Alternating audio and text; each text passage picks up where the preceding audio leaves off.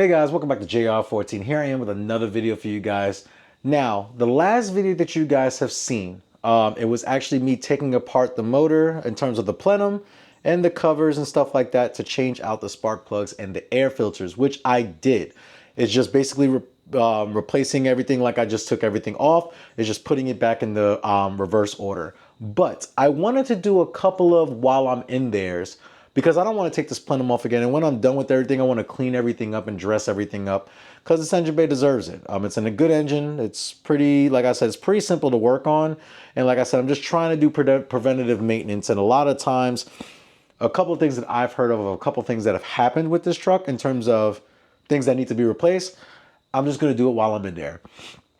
So we're basically going to be replacing the PCVs.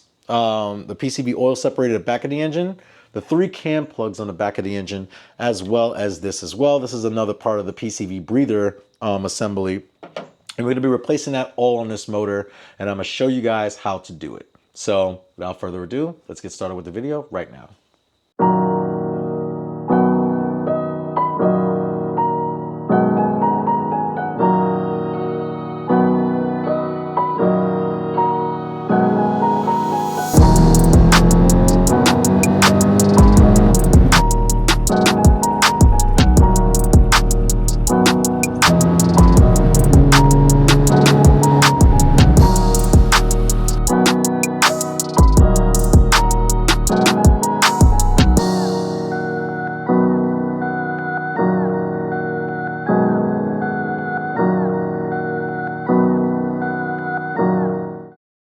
Okay, so we're going to be changing a bunch of different things in this engine bay, but the first thing that we're going to worry about is this piece right here.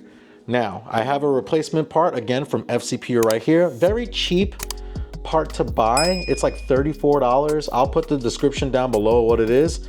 Phoebe or Febby is the supplier, and it's a lot of the times oil will separate out of here. And it's a breather hose, but if there is an issue with oil separation with the air, and sometimes, you know, these can leak and cause like oil leak over the valves. Now this one's fine, but like I said, while I'm in theirs, I'm just going to replace it anyway since I'm here, and it shouldn't be too bad. So the first thing I'm going to do is I'm going to figure out, there is 1, 2, 3, yes, 3 I don't know what these are, if they're E20s.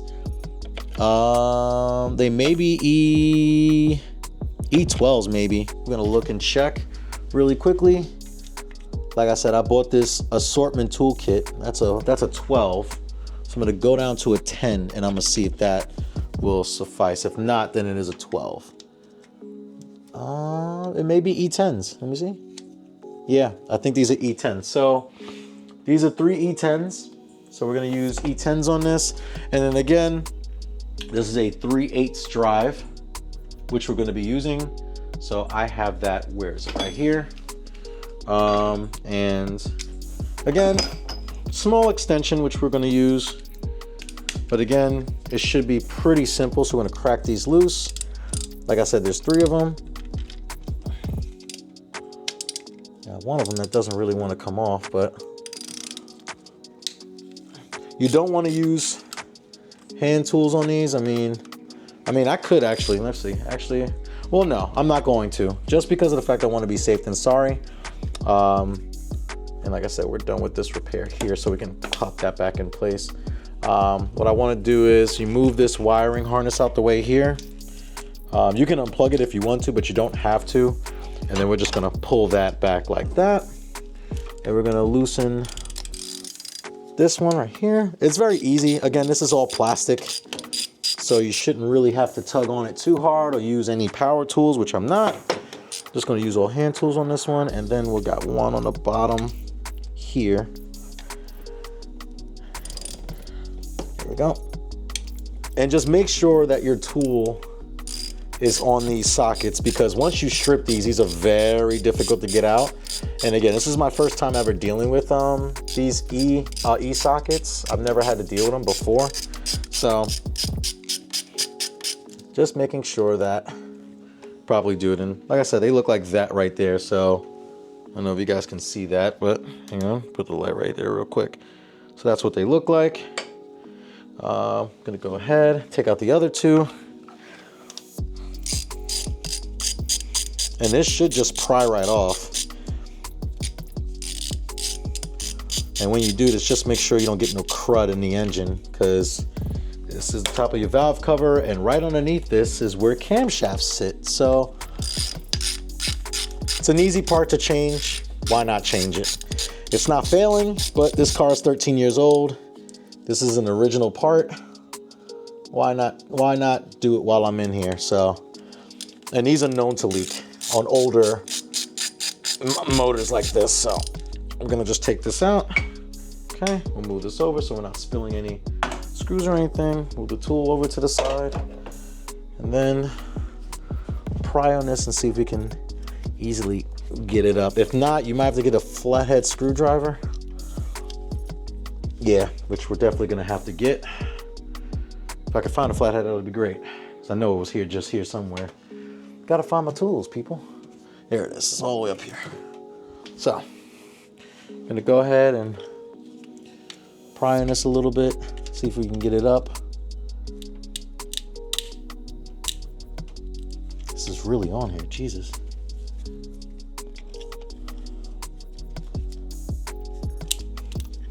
It's coming up a little bit, but I could tell this seal is probably going to be very, very old on here. So just be careful not to pry anything else off. So I'm just trying to find like corners. There we go. Got it. All right. Just lift up. And then once we are done there, I'm just going to slide this hose out if we can. And if not, what I recommend that you get is a pick to pick this hose off here, off of this right here. And again, I'm gonna zoom in on this. Now there is oil that definitely goes through here, and we're gonna make sure the seal is clean. And when we put on a new one, like I said, there's just a bunch of crud on here that I don't want to get into the engine. So like, apparently there's a lot of old flies and bugs in this engine bay. A lot of highway driving, but I will see if I can pry this off with my screwdriver. Yeah, it's coming off. Just, all right, so it's just, there we go. And just like that, we have it off. Now, if we look here, I mean, the seal looks, the seal's definitely flattened for sure. So if we compare the two, yeah. So if we compare the two, this seal's a little old. And it's a little like, it's a little flattened. So this definitely has oil in it. So I want to make sure that well, it doesn't have oil in it. I'm not going to flip it upside down, but this one definitely looks, the seal is definitely raised higher in the other one than the old one. So why not? You know, like I said, while we're in there, let's get this replaced. So again, it's just literally swapping this out. We're gonna clean the seal. I don't know if you guys can see that, but we're gonna clean the seal here all the way around, and then we're going to pop this in, and we should be good. So the good thing is here is that there's a groove. Like I said, just take a rag, wipe on the edges, get this as clean as possible. If you want to go crazy, you can. I'm not really trying to go crazy with this. You can get a razor blade in here, but this doesn't look too bad at all where the seal's going to sit. So I'm confident in that. So that's it. All we're going to do now is put the new one on and put these screws back in, and that's going to be it. So first thing you want to do is get this hose in place. So you can pull this out just a little bit, and then you can just, it's just a breather hose. I don't think this has any pressure in it. Like that. And you'll see like there's a little lip on this where you can't go no more. Then you can push that all the way in, and then this should be able to just go down. So the thing about this is trying to fight with this. Get this hose pulled out as much as you can. Don't go crazy. Just get it pulled out as much as you can. Get this in place first, like that. And then this should just lay in its spot like that. There we go. Just like that. Hose is back in place and it's sectioned perfectly. And then we get those same 3 screws that we took out and put those back in place.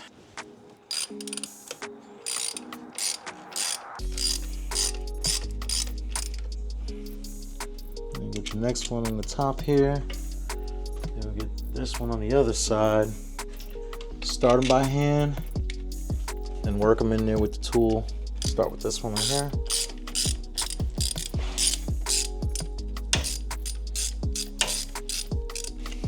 And again, I would use a power tool on this, but you don't want to crack the plastic. This is just plastic. Last thing you want to do is break something. Okay. Then we'll do the one on the bottom here. Again, very easy to do yourself. Very easy to do yourself while you're in there. This is a $30 part. Might as well change it. Another thing we're gonna do is on the other side of the motor. So I'm gonna mount you guys a little differently. Hopefully I can show you. It's at a very, very difficult spot in the engine bay, which is all the way in that corner over there. So I'm gonna move the light. I'm gonna move everything over and we're gonna get everything changed out. Okay guys, so the next part that I'm gonna be replacing is this part. It is the PCV housing. I'm not gonna replace the oil separator. I'm just gonna be replacing the housing. This is it right here. I don't know if you guys can see that, but this is the part right here.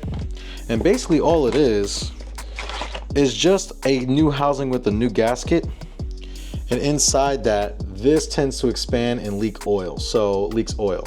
So what I wanna do is that it goes like this. The hose connects to it here, and then you pull that out, and then like you just pretty much bolt it in and just connect the hose back up to it. The problem with this is a good thing. It's an OEM Mercedes part, so it is gonna fit, no problem. But one thing I'm worried about, there's not much space to work off of here. So I'm kind of gonna be working blind in a sense. Pretty much almost, in a way. So pray for me. This is the only way to really do it. All you gotta do is just pull this hose off of it, off the back here. And it's like a breather hose. So it's a little difficult. All right, got that off with these actually, which is great. I have the T27 there, I'll put that back. Get the T30. And I don't even think please don't even use an extension on it because there's very, very limited space behind here. So we'll get this first one here.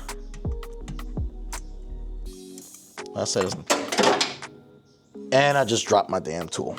Great. All right, so I gotta go grab that first. We'll be back with more messages. Okay guys, so it's me in the future from this video. The unfortunate part is that I thought I had all the footage and some of the footage actually did get lost. But basically in a nutshell with the PCV install, I basically explained it in the beginning of that clip, which is basically just me being able to take those 4 bolts out, pull the housing off, cleaning the surface because there is like going to be a little residue from the oil and also from the old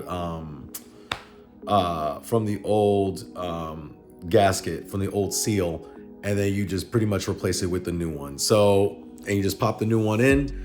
You put a little bit of grease. I say get a little bit of excess oil, put it in that ring, and then push the housing onto the back of the cylinder head.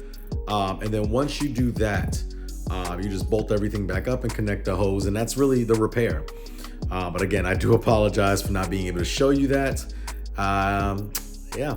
But if you did like this video, I'm sorry that it was a weird, abrupt ending like that. But if you did like this video, give it a thumbs up. Also, make sure that you like, share, and subscribe to JR14. There's only a couple of more videos with the ML before I reveal the new car. So, if you did like this video, if you want to see what's coming up next on the channel, this one's an interesting one. Make sure that you like, share, and subscribe to the JR14 channel. Also, make sure you hit the notification bell so you can get notified on new videos that are coming out every Sunday at 12 p.m. Eastern time. But I hope you guys do have a great day. You guys always remember that cars are a lifestyle.